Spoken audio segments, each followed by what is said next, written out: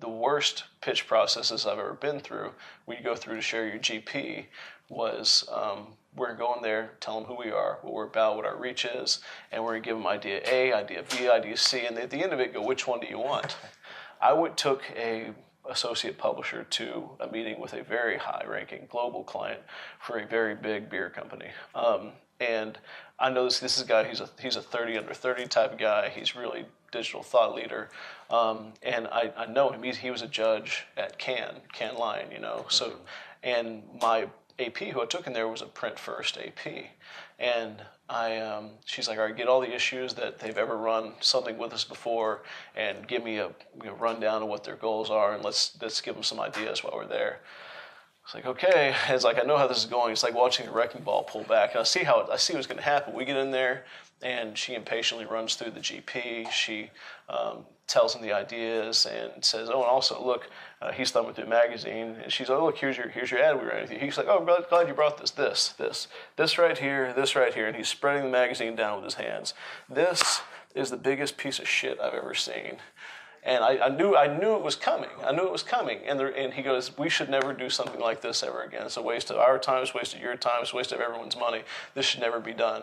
It was a beer next to a pair of $400 sneakers or something like that. And he's like, this isn't an idea first. It doesn't ladder up to anything. It doesn't speak to a broader message. It doesn't have a call to action. I don't know what this costs, but we should never do anything like this ever again. And my AP was just deflated. The way the media industry was trending, you need to be creative first. You need to be digital first. You need to ask questions first, and not going with, hey, I've got all your answers, boss, and which one's it going to be? You had to go and say, hey, man, I don't know the answers. But I got lots of questions. I'm sure you have lots of questions. And those questions may be more informative to our process than any answers I come up with on my own. Let's ask each other. Let's be candid. And let's figure it out. And those are the best pitches I've ever been a part of. Definitely. I think it's not that you're not going in with any ideas, or you're not going in with any research. It's actually doing the back end work and adding value by the questions that you're asking, right? Because you may be looking into a certain part of their business and saying, that, how could we take that to the next level? Or what's the goal with this specific area?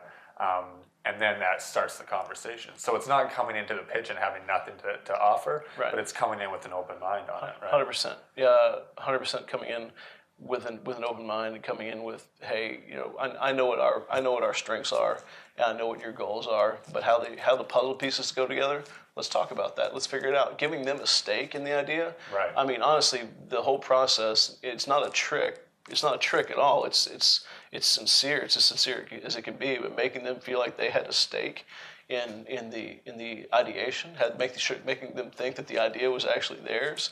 It's invaluable. It's invaluable. And again, it sounds like I'm saying it as in you're tricking me. You're not tricking me at all. It's very sincere that they help you come up with the idea, and when they can put their flag in it and say, this is mine, then they're going to stand behind it. Right. And that was really valuable. And it's not a trick, because they did. They 100% did. Yeah, and I think that's important.